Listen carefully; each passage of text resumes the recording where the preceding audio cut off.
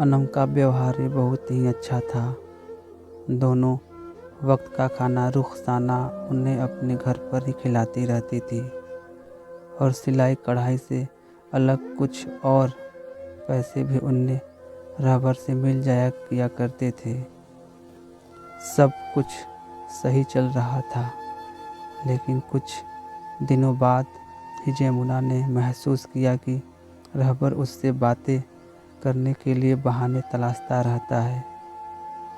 शुरू में तो जमुना को यह अपना वहम लगा, लेकिन बाद में वक्त के साथ साथ उन्हें महसूस किया कि रहबर कहीं ना कहीं उसके नज़दीक आने की फिराक में लगा रहता है। एक दिन जब वो रसोई का काम कर रही थी तो अंदलिप अलग कमरे में कुछ कढ़ाई का काम कर रही थी। उसने रहबर की आवाज़ सुनी। अब उसे रहबर की आवाज़ से कोफ्त सी होने लगी थी। आजकल उसके कान भी कुछ ज़्यादा ही सजग रहते थे। रहबर अंदलिप को शायद कुछ काम बताने आया था। तभी रहबर की अम्मी ने जमुना को आवाज़ लगाई।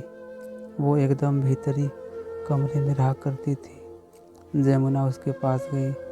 अपनी कुरखली आवाज़ में वृद्ध बोली, पेशाब की हाजत लगी है, ज़रा उठकर गुस्ल खाने तक ले चल। जमुना ने बेहद ही मधुर आवाज़ में कहा, जी ज़रूर। जमुना बूढ़ी अम्मा को अपने कंधे का सहारा देकर गुस्ल खाने की जानिब लेकर चल दी। चलते चलते अम्मी उसे दुआएं देती चल रही थी, जो उसकी पुरानी आदत सी थी। अल्लाह तुझे हर नेमत से बख्शे, अंदलिप को साजादे जैसा शौहर मिले और भी पता नहीं क्या क्या। चलते चलते वो समय को भी कोस लेती थी, क्योंकि इस बेचारी को वक्त ने बेवा बना दिया था। जमुना ने अम्मा को वापस बिस्तर पर लेटाते हुए उससे पूछा, और कुछ दरकार हो तो अम्मी बताना ज़रूर।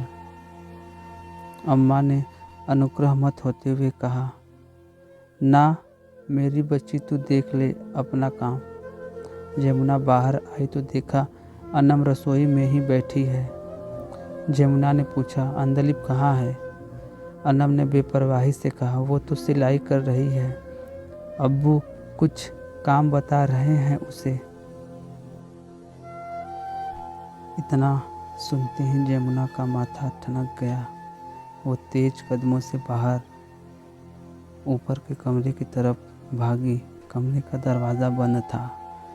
ये देखते ही जमुना बदहवास हो गई और अंदलिप को तेज आवाज़ लगाते हुए ज़ोर ज़ोर से दरवाज़ा पीटने लगी।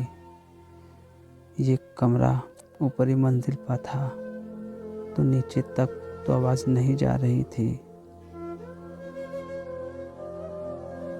लेकिन आवाज़ सुनकर रुखसाना आ गई।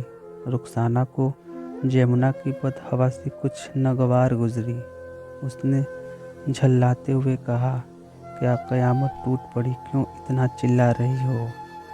तभी कमरे का दरवाज़ा खोलकर रहबर बाहर आया। उसके चेहरे पर पसीना था और वो कुछ घबराया हुआ सा था। अंदलिप भागकर अपनी माँ से लिपट गई। जमुना पागल सी हो गई और चिल्लाते हुए बोली, क्या हुआ? क्या किया इस शैतान ने तेरे साथ? अंदलिप रोते हुए बोली, अम्मी तुम न आती तो बर्बाद हो गई थी मैं। अंदलिप 14 साल की ही थी, तो अब बहुत कुछ समझती थी। रहबर शक पकाते हुए बोला, अरे कुछ नहीं, बस सिलाई का काम बता रहा था इसे। वो खान साहब है ना, अपनी बेटी के लहंगे पर कुछ ख़ास कढ़ाई और जरीदारी का काम करवाना चाहते थे।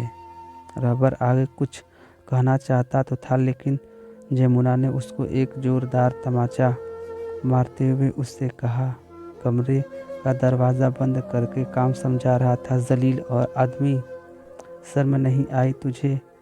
तेरी बेटी की उम्र की है ये। रुखसाना जमुना को शांत कराते हुए बोली, चुप हो जा जमुना। इतने में ही रहबर बोल पड़ा, एक तो तुझे सहारा दिया और उल्टा मेरे पर ही इल्ज़ाम लगा रही है, वो भी मेरी बेटी और बीवी के सामने ही मुझ पर झूठे इल्ज़ामात लगा रही है। हरामी औरत, तो खुद एक बदचलन है और तेरी बेटी भी एक बदचलन है। वो इससे आगे कुछ बोल पाता तभी रुखसाना अपनी जलती हुई आवाज़ में चिल्लाई, आप नीचे जाओ रहबर मियाँ। रहबर ने देखा कि रुखसाना की आंखें गुस्से से जल रही हैं। वो एकदम खामोश नीचे दुकान की जानिब चला गया। अंधलिप अब भी रो रही थी। जमुना ने अंधलिप से कहा, चल बेटी, अब यहाँ फिर कभी नहीं आएंगे। फिर वो रुखसाना की तरफ देखते हुए बोली, क्या रुखसाना, तुझे भी नहीं दिखाई देता ये सब? तू भी तो एक औरत है। कुछ भी नहीं बोली रुखसाना। रुखसाना की आंखें अब भी बह रही थी। वो रोते हुए बोली, क्या बोल सकती हूँ मैं जमुना, और कहाँ जाएगी तू भी अगर यहाँ नहीं आएगी तो?